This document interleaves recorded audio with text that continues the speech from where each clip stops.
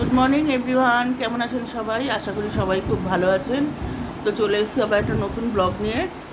তো এই যে লাল নাইটি, লাল চা, লাল কাপ নিয়ে বসেছি। আর ঝুমের খাবারটা বসালাম। বললো যে কিছু খাবো না এখন, তা একটুখানি ভাত ছিল, কিছু ভাত ভেজে দিই, খেয়ে যা। তো ওই বসিয়েছি।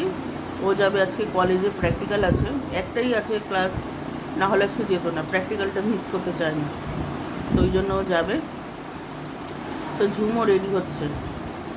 আর বাইরের ওয়েদার মেঘলা। আর এটা বলতে গেলাম,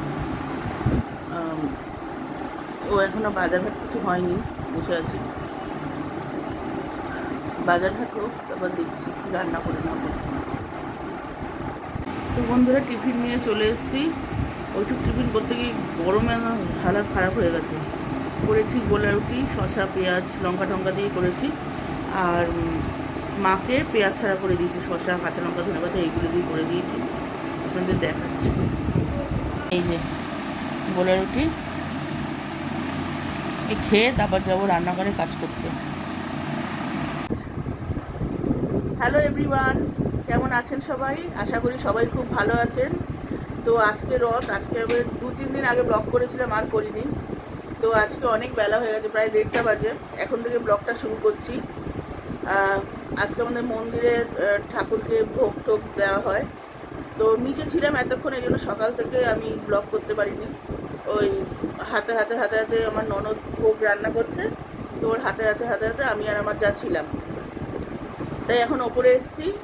তো পরশুদিন বাবু এসছে, মানে আমার বাবা।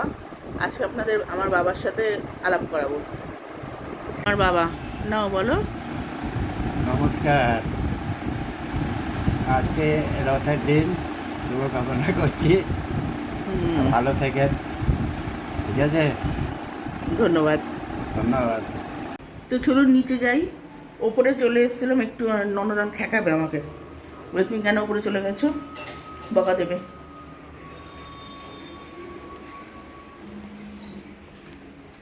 কাপড় পরেছিলাম, খুলে ফেলেছি, এত গরম লাগছে। এই যে এখানে সব ভোগের আয়োজন চলছে।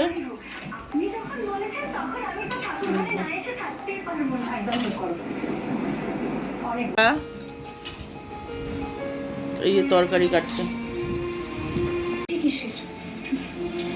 সবজি টবজি সব কাটা হয়েছে, ঘর দরের এই অবস্থা হয়ে রয়েছে। এগুলো এখনো ক্লিন হয়নি, সব পরিষ্কার করব। হ্যাঁ, এখনো বাকি। কি? হ্যাঁ, লুচি আর চাটনি, ফ্রাইড রাইস আর আলুর দম বাকি। একটা খিচুড়ি নেমে গেছে, আর একটা খিচুড়ি হবে। পাঁচ তরকারি হয়ে গেছে না গো, পাঁচ তরকারি। হ্যাঁ, পাঁচ তরকারি হয়ে গেছে। ওই সব রকম সবজি, আলু, পটল, ভাড়ালি, লাবড়া যেটাকে বলে, কাঁচকলা ফাঁচকলা সব দিয়ে একটা সবজি হয়েছে। 5 রকম ভাজা হয়েছে, কুমড়ো, বেগুন, পটল, আমি দেখছি আর বলছি, মিষ্টি আলু, কাঁচকলা না ভাজা হয়েছে, পায়েস হয়ে গেছে। আর কি বাকি? চাটনি আর একটা খিচুড়ি বাকি হয়ে গেলে লুচিটা বাকি। এই 3টে এখন ভোগে যাবে। আর ফ্রাইড রাইস আর আলুর দম হবে। ওটা ভোগে দেবে না, ওটা ঘরের জন্য। হ্যাঁ, বাচ্চাদের জন্য। আসলে ওর ভাইপো ভাইজিরা, ওর ছেলে পিসির কাছে আবদার করেছে। অকেশন পারপাস ছাড়া তো আর এইসব হয় না চটপট। ছপিয়া, আজকে তো নিরামিষ, আজকে একটু ফ্রাইড রাইস আলুর দম করো। আর পিসি রান্না খেতে ভালোই বাসে, তার জন্য ও আবার নতুন করে খাটতেও পারে, ও আবার ওই জন্য ওগুলো দায়িত্ব নিয়েছে, করবে। আমার কি, ভোগ নিবেদন হয়ে গেছে, জগন্নাথের ভোগ। আপনারা দর্শন করুন।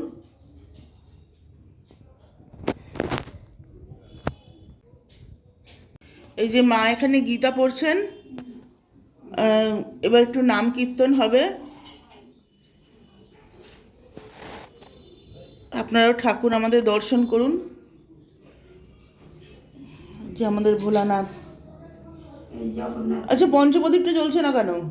জ্বালাবো আরতির টাইমে। ছোটগুলো ড্যাম ধ্যান করে ওই ছোবড়াগুলো দাও, নাহলে জ্বলবে না। না না দাও, আরতি করবে তো। আজকে এত সুন্দর ওয়েদার, বৃষ্টি হচ্ছে না, অথচ মেঘ মেঘ করে রয়েছে। যে আমাদের এন্ট্রান্সটা দেখাচ্ছে, এটা আমাদের বাড়ির এন্ট্রান্স। ওই যে গাড়িগুলো গেল, ওই যে ওটা গলির মুখ।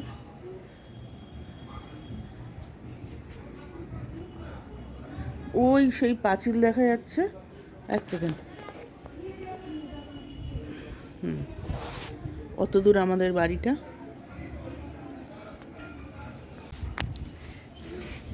এই যে আমার ভাগনা আসছে।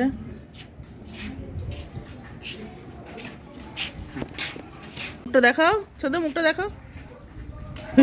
তো বন্ধুরা, সেই দুপুরের পর থেকে, একটু বন্ধ করো না, দুপুরের পর থেকে আর ভিডিও করা হয়নি, কারণ ব্যস্ত হয়ে পড়েছিলাম। বুঝতেই তো পারেন, বাড়ির পুজো। তো দুপুরবেলা বাবু খেয়ে দিয়ে বেরিয়ে গেছে, ওনাকে একটু ভোগ খাইয়ে দিলাম আর একটু বাড়ির জন্য পাঠিয়ে দিলাম। আর সবাই এসছিলেন, প্রসাদ প্রসাদ নিয়ে গেছেন। আর আমরা খেয়ে উঠেছি 4:30 নাগাদ, খেয়ে উঠেছি না? হ্যাঁ, 4:30 নাগাদ আমরা খেয়ে উঠেছি। খেয়ে এসে একটু শুলাম, আর প্রসাদ যা করেছি সব তো বেরিয়ে গেছে। এবার তারপরে আবার রাত্রিবেলা আলু পটলের তরকারি করলাম, একদম কষা কষা করে, আর ভাত করলাম, এই খেলাম। আর টুবাইকে ভোগের থালা দিয়েছিল, মানে আমাদের ঘরে ঘরে একটা করে ভোগের থালা আসে। এদিকে টুবাই, এদিকে আমার দেওরের ছেলে, ওদিকে ননদের ছেলে, বড় ননদের বাড়ি যায়, এরম যায়। আরও 2-4 জন আছে, তাদেরকে একদম ভোগের থালা দেওয়া হয়। তো মানে আগাগোড়াই এটা হয়ে আসছে। তো ওই টুবাই ভোগের থালা খেয়েছে, ও আর ফ্রাইড রাইস সকালবেলা খায়নি।